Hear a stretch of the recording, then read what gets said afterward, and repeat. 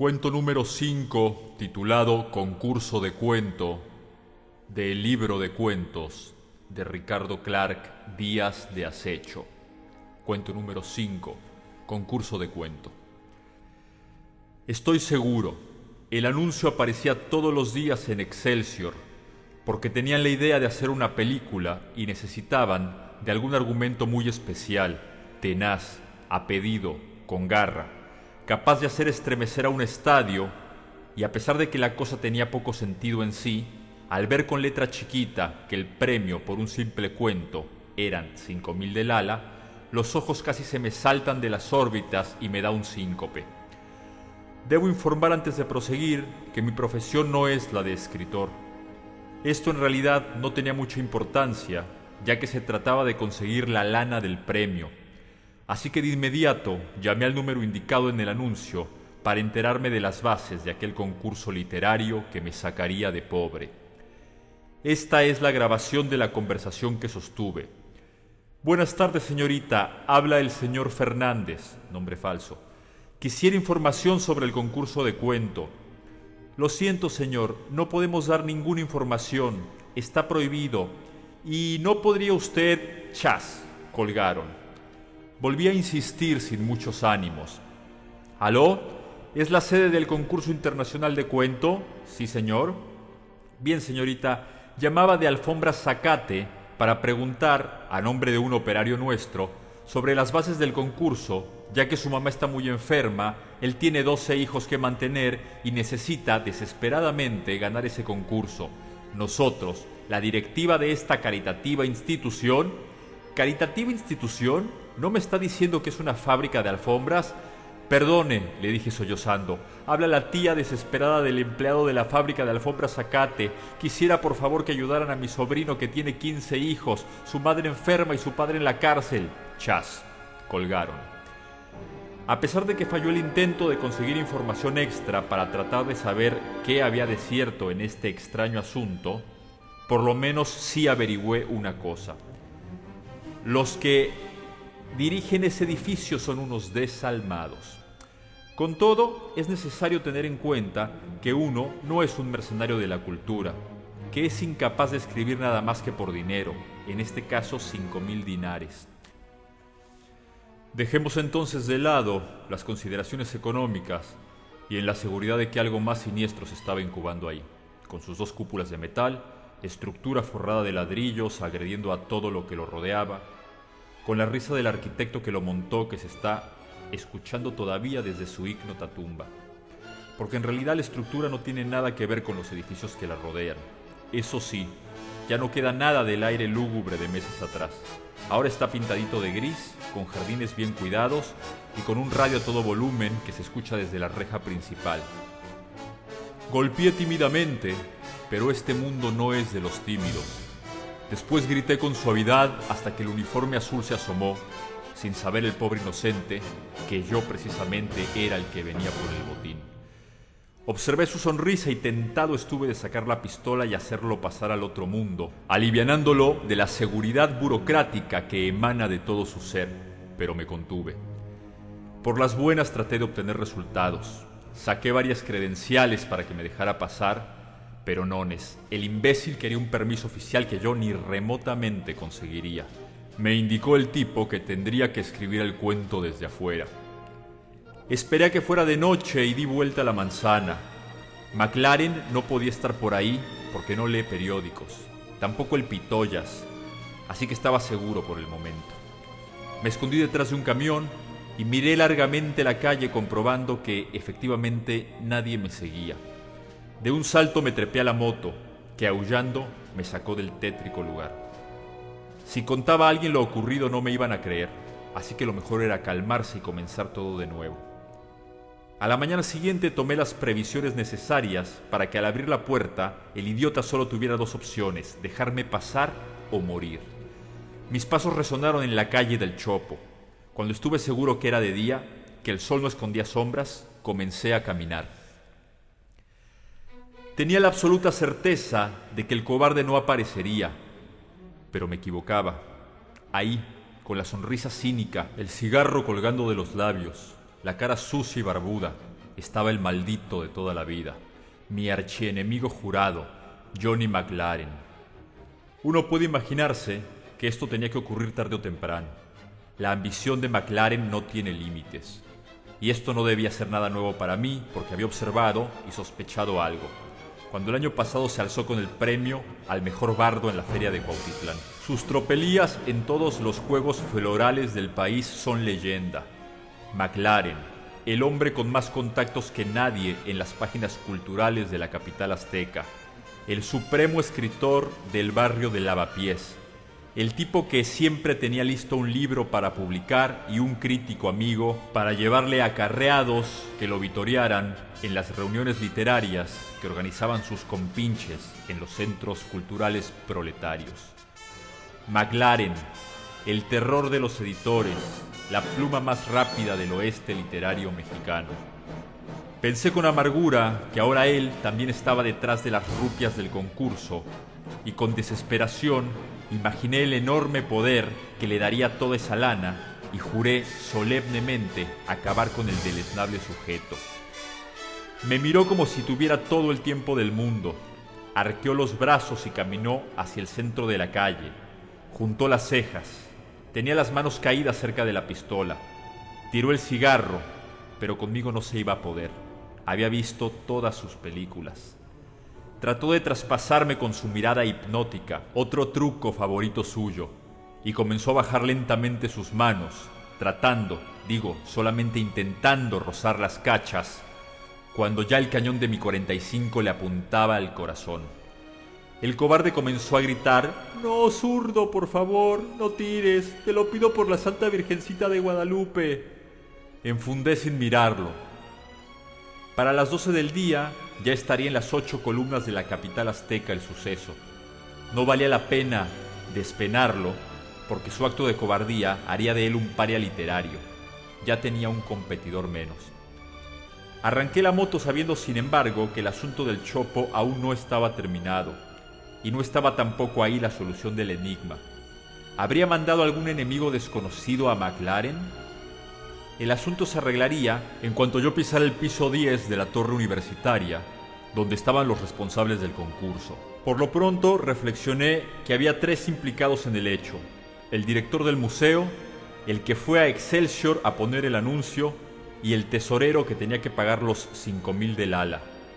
En el Sanborns de la decadente zona rosa me senté en una esquina, contra la pared, sospechando que en cualquier momento me podían liquidar por la espalda, truco favorito del Pitoyas, secuaz de McLaren. Dormí mal esa noche, soñé que se acababa el sexenio. A la mañana siguiente, dispuesto a todo, me fui a la universidad buscando la entrevista con los organizadores del concurso. En difusión universitaria me dijeron cínicamente que ignoraban quién había tenido la idea del cuento, pero que de un momento a otro llegaría quien me pudiera informar. Me senté con discreción mientras miraba los volcanes desde el 10º piso de la torre universitaria.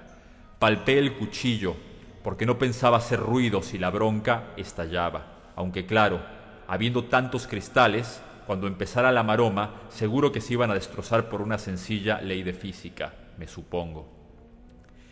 Era el mediodía y el tipo no llegaba. Para esto la secretaria ya me había dado como 10 cafés y una somnolencia comenzaba a apoderarse de mí. Comienzo a sospechar una verdad que no tenía remedio. Me habían drogado aprovechando mi descuido.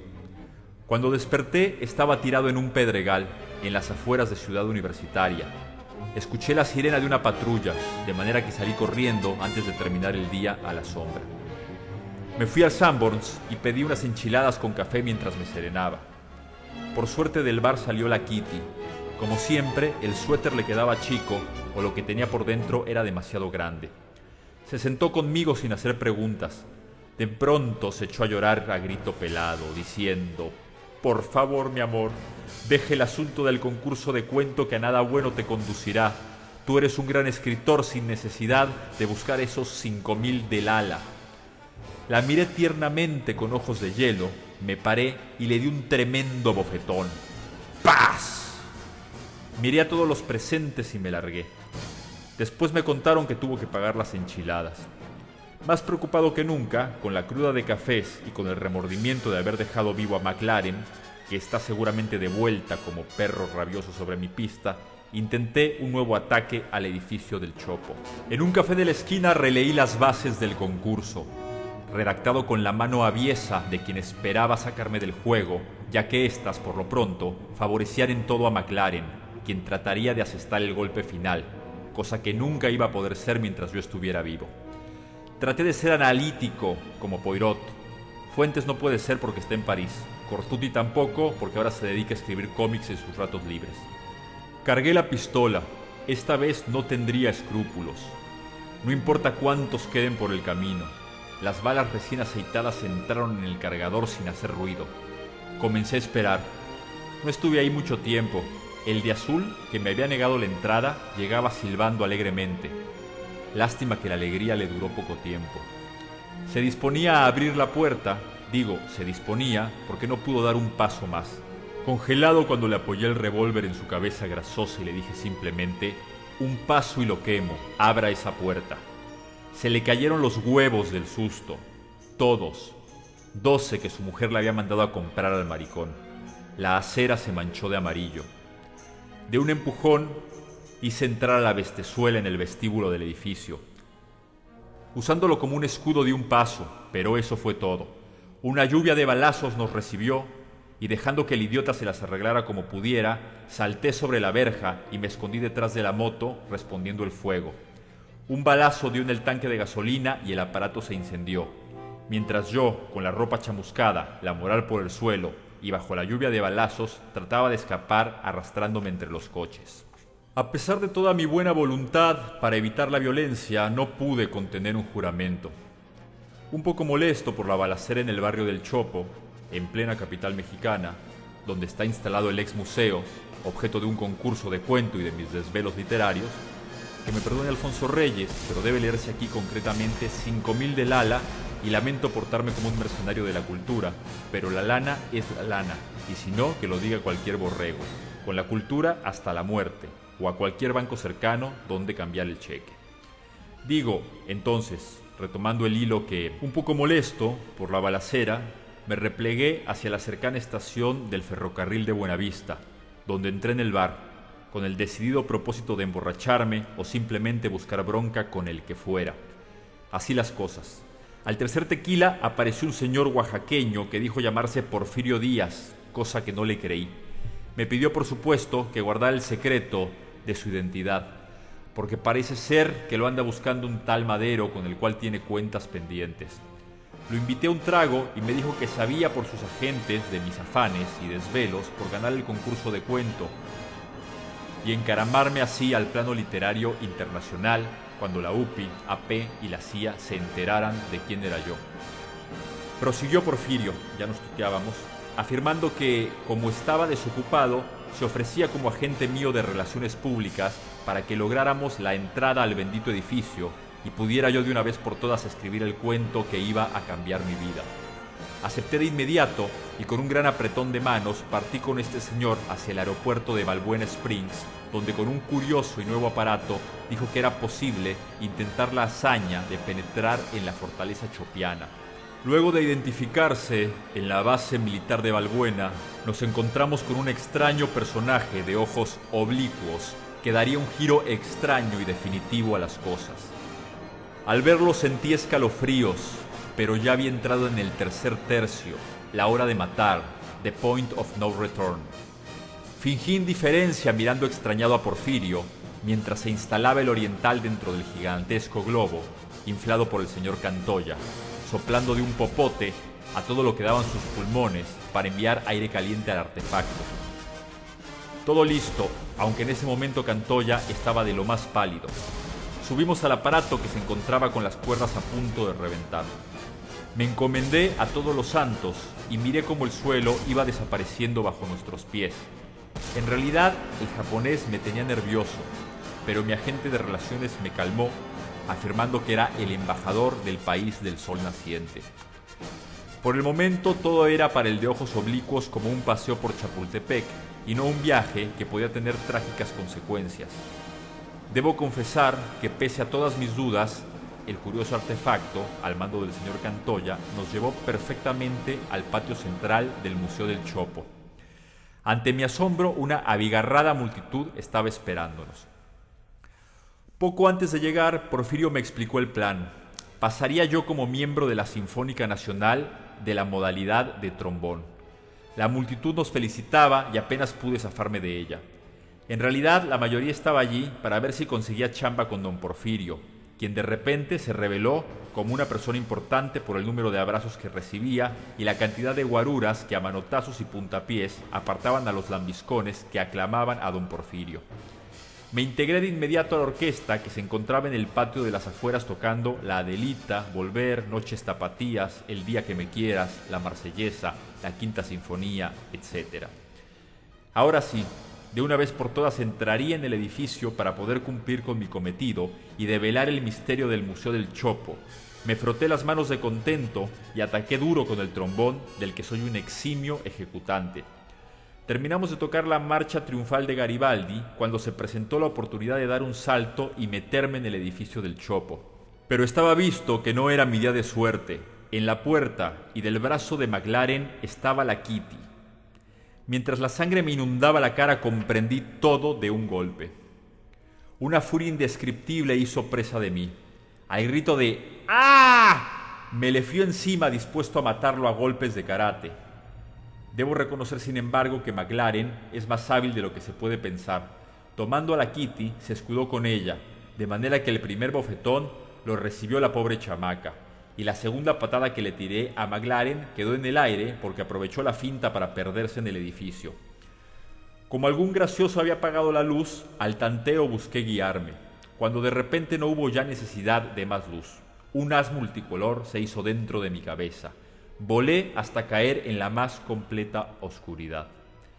Al despertar estaba en la sala de entrada, fuertemente amarrado con cadenas y con el oriental enfrente, con cara de torturador. En definitiva, que había triunfado McLaren. Unos minutos más y mi cuerpo sería pasto de los buitres en alguno de los potreros de la parte de atrás del Chopo. Y aunque no perdía las esperanzas, me quedaban muy pocas en la imposible situación en que me encontraba. De Porfirio ni rastros, pero lo que más me indignó fue la actitud de la Kitty, quien evidentemente fue todo el tiempo un agente de McLaren, el que trató, y parece que lo ha conseguido, que mis originales no llegaran al concurso de cuento. Por otra parte, McLaren, una vez más, se había burlado de mí. Pero dejé mis meditaciones para mejor momento, porque sentí pasos y presentí mi fin cercano. Maldije otra vez mi crónica mala suerte. Miré a la Kitty con asco. McLaren ni siquiera saludó. Directamente me dio una trompada en la boca del estómago. Después los tres se sentaron frente a mí y me preguntaron si quería morir lenta o rápidamente. Contesté que me daba igual. Sin embargo, McLaren tenía un trato especial que hacer conmigo. Me daba la libertad a cambio de los originales de mi cuento para el concurso. Le escupí un ojo. Otro trompazo, esta vez en la cara. Bien, bien, dijo. Si no es por las buenas, será por las malas. Veremos qué tan machito eres cuando entre en funciones el torturador oriental. Efectivamente, el japonés ya estaba trabajando con su maquinaria infernal y yo solo pedía un piadoso desmayo que me hiciera pasar sin mucho sufrimiento al otro mundo. De una maleta, ojos oblicuos, sacó una revista y con todo sadismo me la puso delante. El último ejemplar de Alarma enloqueció mis ojos. Y entonces volvieron a repetir la pregunta: a ver, Pichilín, dinos, ¿dónde están tus originales del concurso de cuento? Ante un terror indescriptible que recorría todo mi ser, el japonés dio vuelta a la página 2 de la revista Alarma, y eso fue más de lo que pude resistir, cayendo en el desmayo más profundo. Un baldazo de agua fría me sacó de las tinieblas. Mi última hora no había llegado. Un estruendo espantoso hizo pedazos los vidrios de la ventana y entró de un salto, con su capa roja, guantes blancos y máscara azul, nada más y nada menos que Cortuti, el as latinoamericano de las editoriales, el hombre que estaba por ocupar un sillón en la Academia Francesa por sus increíbles novelas, el sensacional capaz de todo por América Latina, inclusive de dejar de vivir en ella para ir a sacrificarse a París, ignorando el subdesarrollo francés. Lamentablemente la confusión que se produjo fue aprovechada por McLaren, que huyó hacia el interior del tétrico edificio. Cortuti me dijo, asustado muchacho, y me quitó las cadenas. Sin responder pegué un salto y salí en persecución de McLaren, quien esta vez no escaparía. En tanto Cortuti se hizo cargo de la Kitty, llevándosela también para lo oscuro, a efectos de hacerla confesar.